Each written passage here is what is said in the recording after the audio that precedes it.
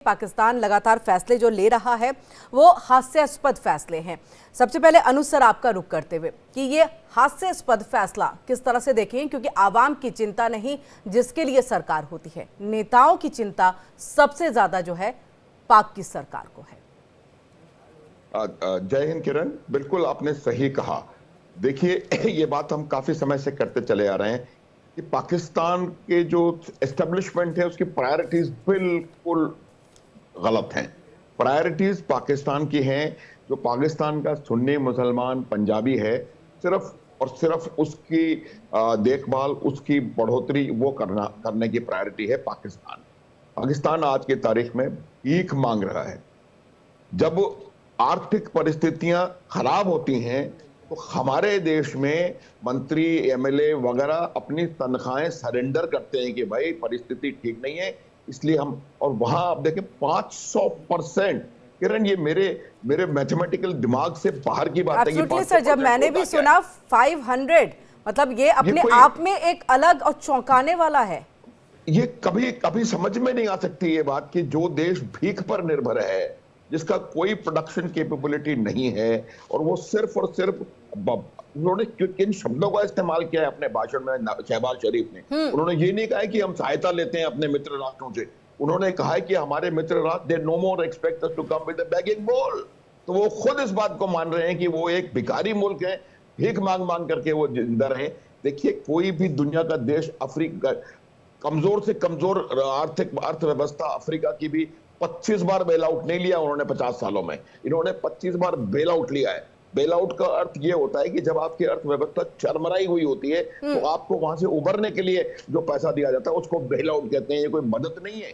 ये अगर पैसा नहीं मिलेगा तो आप टूट के बिखर जाएंगे। तो ऐसी परिस्थिति में वो अगर इस प्रकार का काम करते हैं कि 500% सैलरीज बढ़ा दें, कभी नहीं सुना, ये कभी भी नहीं सुना गया है। और इस बात का भी संज्ञान लेने की आवश्यकता है अंतरराष्ट्रीय समुदाय को और वर्ल्ड बैंक को।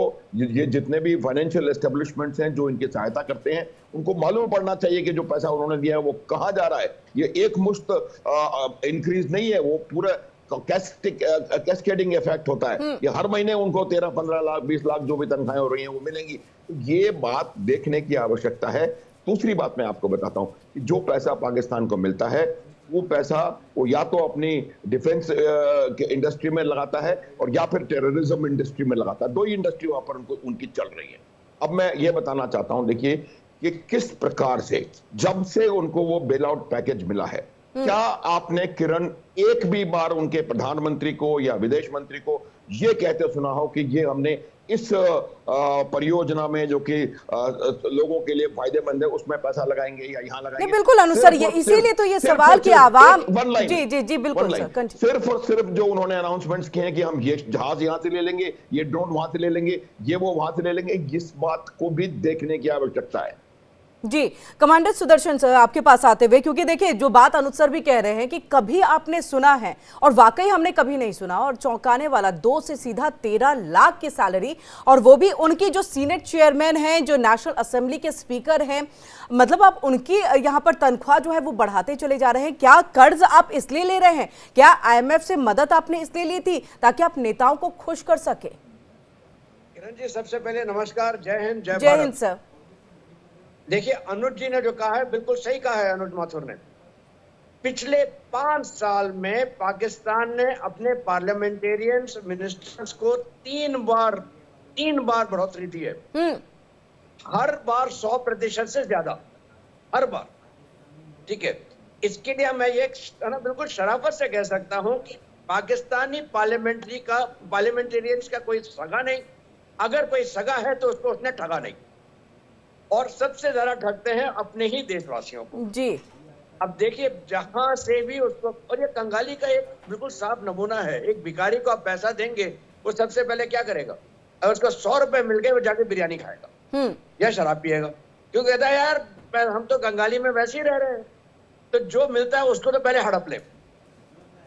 और यही चीज ये लोग कर रहे हैं, और जितने सालों से कर रहे हैं। जी लेकिन सुदर्शन सर एक सवाल, क्योंकि आईएमएफ ने जब ये लोन दिया, जब ये फंड रिलीज हुआ, उसके बाद से 11 ऐसी शर्तें लगी थी जो खासतौर से नजर रखी जाएगी कि आखिरकार इस पैसे का इस्तेमाल कैसे हो रहा है। क्योंकि देखिए भारत ने बहुत पुरजोर तरीके से उस वक्त में अपनी बात को रखा था कि आप पैसे देंगे, फंड रिलीज करेंगे और देखिए आतंकवाद और बाकी अन्य चीजों में इस्तेमाल होगा, ये आवाम के लिए इस्तेमाल नहीं किया जाएगा। और देखिए वही हो भी रहा है। अब ऐसे में क्या आईएमएफ की तरफ से कोई डंडा चलेगा? बिल्कुल नहीं चलेगा किरण जी। अनुज माथुर ने बिल्कुल सही एक इशारा दिया था कि पाकिस्तान को आईएमएफ क्यों देता है पैसे। इसलिए देता है कि इसलिए नहीं कि उसको इम्प्रूव करना है। 25 बार देने का क्या मतलब है? हर बार देखिए, जब भी पाकिस्तानी एक आतंकवादी हमला करता है हिंदुस्तान के ऊपर, या फिर ब्रिटेन में या फिर अमेरिका में, उसको आईएमएफ पैसे देता है। क्यों? क्योंकि वो एक जियोपॉलिटिकल टूल है कि पाकिस्तान को बोल सके कि देखो हम आपको पैसा दे रहे हैं, आप हमारा कहना माने। अब आप देखिए, वर्ल्ड बैंक ने $40 बिलियन का लोन अप्रूव किया है। 40 ही क्यों, 50 क्यों नहीं, 100 क्यों नहीं, या 10 क्यों नहीं? क्योंकि उतना उसको पैसा चाहिए है चीन से बाहर निकलने के लिए। और ये एक तरीका है कि आप चीन से उसका पाकिस्तान को अपनी तरफ खींच सके। और ये है अमेरिका की साजिश, क्योंकि उसको पाकिस्तान में दिखाई देती हैं वो चीजें जो आम जनता को नहीं दिखती। Number 1, control over Central Asia, Russia, Iran, China. Number 2, वहां के खनिज, copper, gold, rare earth. Number 3, Cheen को उसने ऐसा शर्मनाक हार देनी है कि वो चीन जो इंडियन ओशन में आना चाहता है उसको रोक सके। नंबर 5, वहां पे उसको लगता है कि वो हिंदुस्तान के ऊपर भी निगाह रख सकता है और हिंदुस्तान को है ना एक तरह से है ना असमंजस की स्थिति में रखे, ताकि वो हिंदुस्तान आगे इतना ना बढ़ जाए कि वो उसी को थ्रेटन करे। अमेरिका मत भूलिएगा, एक डिक्लाइनिंग पावर है, गिर रही है। ये नहीं कि कल गिर जाएगी, उसको लगेंगे कई साल, लेकिन डिक्लाइनिंग पावर है। इंडिया एक उभरती पावर है और एक मात्र उभरती पावर है, क्योंकि चीन भी डिक्लाइनिंग पावर है। रशिया तो डिक्लाइन हो चुकी है। यूरोप में कोई और है नहीं जो खड़ा हो सकता है। तो अब जो अमेरिका की लड़ाई सीधे सीधे तौर पे आगे चल के कई सालों बाद होगी हिंदुस्तान के साथ, तो अभी से वो भूमिका बना रहा है। और यही वजह है कि वो पाकिस्तान को देता रहता है। और यही वजह है कि पाकिस्तान को मालूम है कि अगर उसको, उसकी, पाकिस्तान को नहीं मालूम है, ये उसकी आर्मी को मालूम है। क्योंकि आर्मी पाकिस्तान की एक ऐसी मात्र आर्मी है जिसके पास पूरा देश है। बिल्कुल सर, पाकिस्तान को जाना ही आर्मी से जाता है। वहां लोकतंत्र नाम की तो चीज ही नहीं है कुछ। भाई वहां पे तो 3 चीजें चलती हैं, आर्मी, अमेरिका और अल्लाह। तो आर्मी सबसे पहले है, अमेरिका नंबर 2 पे है, अल्लाह ताला को जब याद करेंगे तो कर ही लेंगे। जी, कर्नल शिवदान सर आपके पास, क्योंकि जिस तरह से हम लगातार यहाँ बात कर रहे हैं कि एक तो देखिए उनके आवाम का अगर हम डाटा भी निकालें तो बहुत ज़्यादा बोझ है टैक्स का बोझ है वहाँ के लोगों में। अभी हाल फिलहाल में तो ऐसी स्थिति, और मुझे लग रहा है कि कल ही यूके देवनाथ सर ने भी इस बात का जिक्र कर दिया था कि आने वाले दिनों में जैसे पानी को हमने रोक रखा है, उसके बाद तो वहाँ दंगे फसाद वाली स्थिति आ जाएगी। अब सैलरी उनकी बढ़ रही है, इनकी नहीं बढ़ रही है, या इनके लिए कुछ बेहतरी के लिए आप कार्य नहीं कर रहे हैं, या पानी को जमा करने के लिए आपने किसी डैम का नहीं बनवाया, आपने महज 2 डैम बनाए जिससे आप सिंधु और चेनाब का पानी जो है उसको आप कलेक्ट करके जो है रख सकते हैं। लेकिन इसके अलावा भी स्टोरेज के लिए आपको और डैम बनाने की जरूरत है। यानी कि आपने विकास के नाम पर तो कुछ भी नहीं किया पाकिस्तान के अंदर में, और लगातार आप सैलरी पे सैलरी। देखिए यहाँ पर सुदर्शन सर ने भी बताया कि किस तरह से 1 नहीं 2 नहीं 3 बार सैलरी जो है वो बढ़ाई गई, और पहलगाम हमले से महज कुछ दिन पहले भी सैलरी बढ़ाई गई थी। देखिए 1947 से पहले पाकिस्तान और भारत दोनों गुलाम देश थे, और इस पर अंग्रेजों का राज था। अंग्रेजों ने अपना राज चलाने के लिए यहाँ पर सामंतशाही व्यवस्था स्थापित कर रखी थी। जागीरदार जमींदार होते थे जिनके पास बड़े बड़े जमीनों के हिस्से होते थे, जिनसे अंग्रेज जो थे डील करते थे, और उनके द्वारा वो भारत में राज अपना चलाते थे। भारत ने आजादी मिलते ही अपने देश में जमीन का जो लैंड रिफॉर्म लागू किए, जमीन सुधार कानून लागू किया, जिससे जमींदारी प्रथा समाप्त की गई और आम किसान को एक किसान बनाया गया जो अपनी जमीन का मालिक है। मगर पाकिस्तान में अभी तक जमींदारी प्रथा समाप्त नहीं हुई है। वहां पर केवल 545 परिवारों के पास वहां की 70% एग्रीकल्चर जमीन का कब्जा है, और वो आम लोगों को उस जमीन पर नौकर की तरह काम कराते हैं, और बहुत से जमींदारों ने तो अपने प्राइवेट जेल जैसी बना रखी है जिनमें रात को उनको बंद कर दिया जाता है। तो इस प्रकार की व्यवस्था में जो सामंतशाही व्यवस्था है उसमें केवल अपने टॉप लोगों के बारे में ही सोचा जाता है, गरीबों के बारे में बिल्कुल नहीं सोचा जाता। यानी वो पुराने ढर्रे से बाहर ही नहीं निकले सर। बिल्कुल पुराने ढर्रे से बाहर ही, मतलब वो गुलामी से आजाद हुए ही नहीं, कभी पाकिस्तान हुआ ही। अंग्रेजों के सिस्टम से पाकिस्तान की जनता को अभी तक आजादी नहीं मिल पाई है, और आजादी केवल इतनी मिली है कि अंग्रेजों ने उस आजादी को वहां की सेना के हाथ में सौंप दिया, और वहां की सेना जो है अपना जो है इन गिने चुने नेताओं के द्वारा वहां पर प्रजातंत्र का नाम कर रही है, और बाकी असली सत्ता जो है सेना के हाथ में है। इसलिए पाकिस्तान में कभी भी जनता के वेलफेयर के बारे में नहीं सोचा जाता है। तो सामंती व्यवस्था में केवल जो सामंत लोग होते हैं, जो जमींदार जागीरदार होते हैं, उनका ही वेलफेयर देखा जाता है, आम जनता का नहीं देखा जाता है।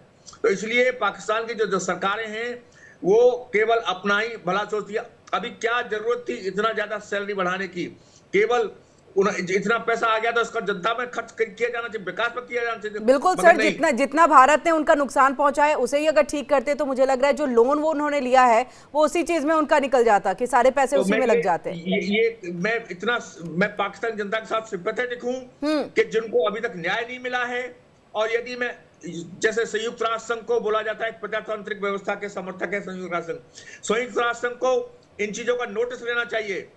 यदि वो जहां पर मिलिट्री रूल मार्शल लॉ लागू होता है, संयुक्त राष्ट्र ऑपरेशन सेक्शन लगाता है, मगर पाकिस्तान की आर्मी इतनी क्लेवर चालाकी से काम कर रही है कि पर्दे के पीछे वो मार्शल लॉ की तरह एक्टिंग कर रही है और पाकिस्तान जनता पर अपना राज कर रही है। इसलिए भारत को चाहिए कि संयुक्त राष्ट्र संघ में इस बात को उठाए और उनको असली पाकिस्तान जनता के बारे में, हालात के बारे में किसी प्रॉपर अधिवेशन में इसको रखे कि किस तरह के पाकिस्तान जनता में हो रहा है। अब इतने सर ये अधिकार क्या भारत को है कि उनके घरेलू मैटर को जो है लेकर के हम यूएन में जा सके? जहां पर भी विश्व में प्रजातांत्रिक व्यवस्था का वायलेशन होता है वहां के लिए कोई भी देश संयुक्त राष्ट्र संघ में आवाज उठा सकता है। तो इसमें कोई ये संयुक्त राष्ट्र संघ का गठन ही केवल इसलिए हुआ था कि संयुक्त जो प्रजातांत्रिक व्यवस्था इसमें लागू की जा सके, मगर पाकिस्तान में अभी तक प्रजातांत्रिक व्यवस्था लागू नहीं हुई है। इसलिए ये जब भारत इस आवाज को उठाएगा तो और भी देश साथ देंगे और इसको जरूर उठाया जाना चाहिए। जी, तो इसी के साथ देखिए अनुज सर, हम लगातार देखिए बात इसको लेकर के कर रहे हैं, जो बात अभी शिवदान सर ने भी कही कि यूएन में जाने की ज़रूरत है। एक तो इसको लेकर के कि अगर कहीं पर भी कोई हिंसा हो रही है, आवाम सिविलियंस जो है उससे अगर उनको परेशानी हो रही है और वो किसी भी देश को दिख रहा है तो उस मैटर को यूएन के मंच पे उठाया जा सकता है। लेकिन हमने देखा है कि यूएन किस तरह से जो है उनकी बातें ना लोगों तक पहुंचती है, ना सुनते हैं कोई कहीं के भी सरकार हुक्मरान, चाहे हम अमेरिका की बात कर ले, पाकिस्तान की भी क्यों ना बात कर ले। क्योंकि देखिए बलूचिस्तान लगातार सर कई दिनों से, कई सालों से, कई दशकों से ये मांग कर रहा है कि हमें अलग करिए, पाकिस्तान ने हमारा बहुत शोषण कर लिया है। और इसके लिए देखिए बीएलए का गठन होता है, बीएलए संगठन जो है किस तरह से पाकिस्तानी आर्मी पर हमला करते हैं। आईडी ब्लास्ट अभी एक दिन पहले जो है वो हुआ है, इससे पहले भी लगातार हमने देखा ट्रेन को हाईजैक कर लिया। अब पाकिस्तान की सरकार, हुक्मरान ने क्या किया देखिए सर, बलूचिस्तान के लोगों के लिए एक ऐसी पॉलिसी, एक ऐसा जो योजना है वो लेकर के चले आए हैं, जिससे ऐसे कहा जा रहा है कि बलूचिस्तान के लोग और ज्यादा जुल्म के शिकार हो जाएंगे। यानी एक ऐसा कानून जिसमें आर्मी को और ज्यादा स्ट्रॉन्ग किया जा रहा है। देखिए जो बलूचिस्तान में हुआ है इस कानून के बारे में थोड़ी देर में बाद में बात करूंगा। जी सर। देखिए क्या आपको देखिए सबसे बड़ी समस्या पाकिस्तान की क्या है इस समय? हम बात कर रहे हैं कि वहां पाकिस्तान अभी भी गुलाम राष्ट्र, कभी वो निकला ही नहीं है गुलामी से बाहर, अब नहीं हुआ है दोबारा। जहां तक सवाल प्रजातंत्र का है, इलेक्शंस उनके पहली बार कब हुए सारा विश्व जानता है। इलेक्शन होने के बाद भी मैं आपको ये डायलॉग बता चुका हूं, एक किताब पढ़ी थी मैंने जिसके पहले पेज में पहले लाइन में लिखा हुआ था कि we are sorry for a brief democratic interruption, martial law will be resumed soon. ये तो पाकिस्तान की परिस्थिति है। पाकिस्तान की सेना हमेशा से पाकिस्तान के ऊपर कंट्रोल करती रही है और इसीलिए देखिए जो पुरानी सामंतशाही की बात हो रही थी वो सामंतशाही बदल करके सामंतों की जगह पाकिस्तानी सेना के बड़े अधिकारियों ने और कुछ गिने चुने राजनीतिक परिवारों ने ले ली है। पाकिस्तान के ऊपर पूरा उनका कब्जा है और ये बात कम से कम 10 बार मैं कह चुका हूं जी। All countries have an army, Pakistan army has a country. इसमें कोई शक नहीं होना चाहिए। अब जहां तक सवाल बलूचिस्तान बलोचों का है, बलूचिस्तान कभी भी पाकिस्तान का हिस्सा नहीं था किरण, ये हमको मालूम होना चाहिए। और जब से उनको बलपूर्वक पाकिस्तान में मिलाया गया है तब से इसकी खिलाफत चल रही है, और इसको दबाने के लिए उन्होंने जो दमन किया है उस इलाके में, उसका कोई हिसाब किताब नहीं है। देखिए, इसी चीज को अगर उन्होंने अलग तरीके से टैकल किया होता तो सिचुएशन आज डिफरेंट होती। ये जो एक्ट बनाया गया है जिसको कि बलूचिस्तान टेरर अमेंडमेंट लॉ 2025 कह रहे हैं, इसकी 3-4 चीजें जो हैं वो बहुत इंपॉर्टेंट है। देखिए, सबसे बड़ी बात यह है, ये किसी को भी गिरफ्तार कर सकते हैं बिना किसी वजह से, 90 दिन तक उसको अपनी कस्टडी में रख सकते हैं। उससे क्या होगा किरण? उससे होगा मौलिक अधिकारों का हनन। और ये बात किसी को ले जाने की जरूरत नहीं है, ये बात यूनाइटेड नेशंस को नजर आनी चाहिए। यूनाइटेड नेशंस में कुछ और देखने की जरूरत नहीं है, और ये बात पाकिस्तान की आवाम को नजर आनी चाहिए। आज बलूचिस्तान में हुआ है, कल ये खैबर पख्तूनख्वा में होगा, परसों ये सिंध में होगा, फिर POJK में होगा। ये बात इनको समझने की जरूरत है। तब ये हालात तब सुधरेंगे किरण, जब इनकी आवाम जागेगी, जब इनकी आवाम। देखिए, आवाम जाग रही है। आवाम जब भी जाग रहे हैं, अनुज सर नहीं, इसी में कंटिन्यू सर आप करिएगा। आवाम अगर जाग रहे तो देखिए, आप इस तरह का कानून लेकर के चले आते हैं। बलूचिस्तान के लोगों पे नजर रखने के लिए मुझे लग रहा है ये कानून जो है वो लाया जा रहा है। बिल्कुल। अब देखिए, मैं एक वजह बताता हूं। देखिए, बलूचिस्तान की एक तो जनसंख्या कम है, दूसरा उनके जो यूथ है, जो एबल बॉडीड लोग हैं, उनको में से 70-80 हजार लोगों को इन्होंने गायब कर दिया है। और मैं गारंटी से बता सकता हूं उनमें से कोई वापस आने वाला है नहीं, या तो खत्म हो गए हैं या टॉर्चर हो रहे हैं या कुछ भी। अच्छा, दूसरी बात जो है कि इस कायदे कानून का जो है दुरुपयोग होगा, क्योंकि इस कायदे को जो भी सैनिक है या ये सेनाएं हैं या जो भी पुलिस अथॉरिटी है, वो इसका दुरुपयोग करेगी, और इसका उपयोग किया जाएगा उन यूथ को उठाने के लिए जिनका की विचारधारा अलग है। और यही उनका एकमात्र उद्देश्य है कि किस प्रकार से उस मूवमेंट का पूरी की पूरी तरह उसको खत्म कर दिया जाए। और तीसरा चीज है कि ये पूरा बलूचिस्तान है एक मिलिट्री स्टेट में कन्वर्ट हो जाएगा, जहां पर कि सिर्फ और सिर्फ मिलिट्री का रूल चलेगा। और ये जो मुख्यमंत्री वैसे भी पपेट हैं, और इनको ये जो बने हुए हैं पॉलिटिकल लीडरशिप, अभी जो बलूचिस्तान का डिस्पेंसेशन है वो डिस्पेंसेशन अभी भी डिफंक्ट है, और ज्यादा इसको बिल्कुल खत्म हो जाएगा। आप ये समझ लें कि एक तरह से अघोषित इमरजेंसी बलूचिस्तान में with sweeping powers to the armed forces लग चुकी है। जी, कर्नल शिवदान सर। सर, आपकी आवाज नहीं आ रही है, अनम्यूट करने की जरूरत है सर। देखिए सर, मैं ये बताना चाहता हूं, अभी आ रही है? जी, आ रही है सर। मैं ये बताना चाहता हूं कि जो हालात अभी बलूचिस्तान में है वही हालात बांग्लादेश में बने थे 1970 में। इसी तरह बांग्लादेश में उनकी स्वतंत्रता खत्म कर दी थी वहां के नागरिकों की, और तरह तरह के जो कानून लगाए गए थे। वहां की जो आपको पूरे विश्व में ये प्रसिद्ध है कि बांग्लादेश की 3 लाख स्त्रियों के साथ बलात्कार वहां के सेना ने किया था, और वहां के लोगों को इसी तरह मारते थे जिस तरह की बलूचिस्तान में मार रहे हैं या गायब करते थे, जिसकी वजह से 1 करोड़ शरणार्थी भारत में शरण लेने के लिए मजबूर हो गए। तो यदि बलूचिस्तान का बॉर्डर किसी दूसरे देश से मिल रहा होता तो मैं कह सकता हूं कि वहां से भी शरणार्थी इससे माइग्रेट करते।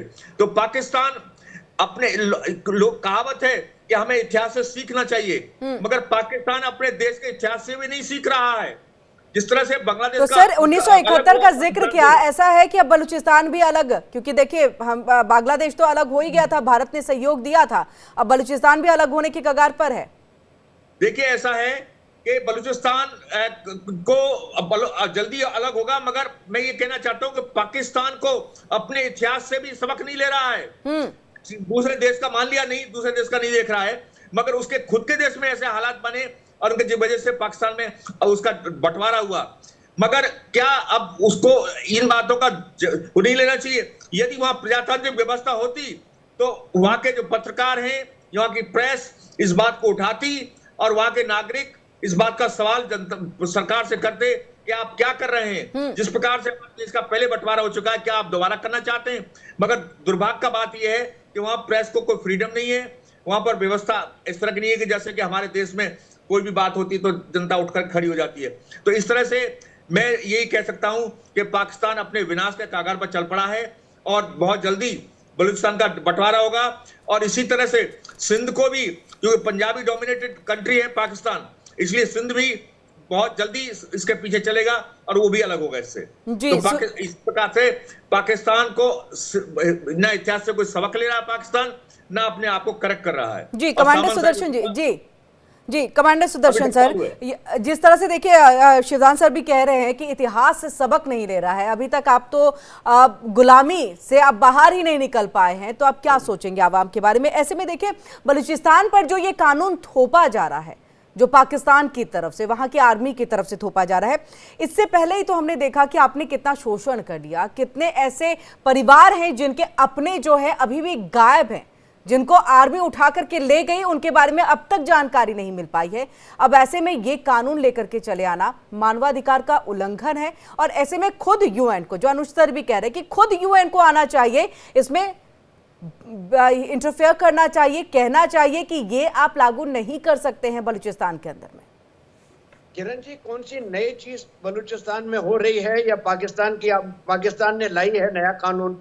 ये नाम बदल रहे हैं, ये मत भूलिए। गलत शिवदान ने बिल्कुल सही कहा है, बांग्लादेश में हुआ था, और रादर ईस्ट पाकिस्तान में हुआ था, और ईस्ट पाकिस्तान बांग्लादेश में बन गया। यही चीज अगर आप सिर्फ पिछले 10 साल का ब्यौरा लेंगे तो कम से कम 15 बार पाकिस्तान आर्मी ने अपने ही नागरिकों के ऊपर गोलियां चलाई हैं। यहां तक कि हवाई जहाज से बम गिरता है, बरसाए हैं, हवाई जहाज हेलीकॉप्टर गनशिप से फायरिंग की है। चाहे वो खैबर पख्तूनवा हो, चाहे वो बलूचिस्तान हो, सब जगह इन्होंने किया है, ये कोई नई बात नहीं है। बलूचिस्तान में ये मत भूलिए, मेहरान बलोच का जो ऑर्गेनाइजेशन है, एक जाति कमेटी, क्या इसका मकसद क्या था? इसका मकसद ये था कि आप हमारे जो इतने लाखों लोग गायब हैं, और बलूचिस्तान में कोई ऐसी फैमिली नहीं है जहां पे उसका कम से कम एक आदमी जो है ना गायब नहीं हो जी। यहां तक कि हालात ऐसे हैं, अगर किसी को अनक्लेम्ड लाश मिलती है तो महिलाएं भाग के जाती हैं देखने के लिए, क्या ये हमारा तो नहीं है? ये हालत है बलूचिस्तान की। ये स्थिति डर के माहौल में जीने को यहाँ पर मजबूर लोग, और अब ऐसे में ये कानून यहाँ पर चल रही है। बिल्कुल